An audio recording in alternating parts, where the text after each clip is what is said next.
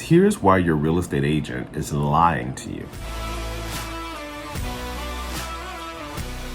Hey, what's going on, guys? So I was sitting here thinking to myself, and I realized here's why your real estate agent is lying to you. And here's what you need to know. You will often hear that individuals say that this is a buyer market. How's it going, guys? I am Brandon Scott, your neighborhood realtor, and I've been doing some thinking about the market that we're in now, the response that buyers are having based on my boots on the ground, and the stories that I'm hearing anecdotally. And here's the assessment I have. We don't have a supply and demand market. We have a needs versus want market. And any agent, I think, in today's market that is telling you that we are in a buyer's market really is missing the boat just a little bit.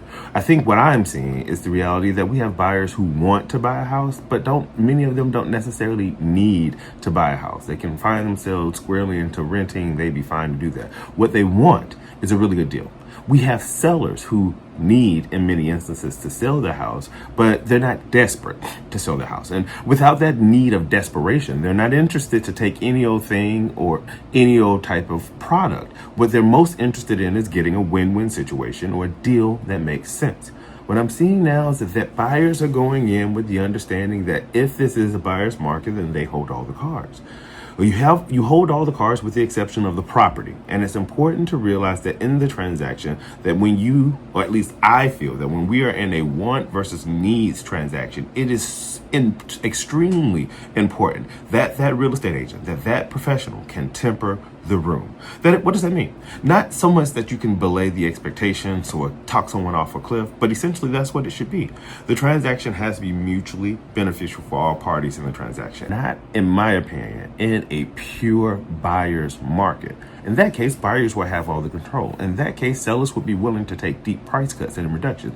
That's not what we're seeing in the standard definition of a buyer's market. What we're seeing is homeowners who will say, I'll just take this property off the market. I won't sell it. I'm not going to sell it for anything. And if they know they're in an insulated market, which is important that you know the market that you're in.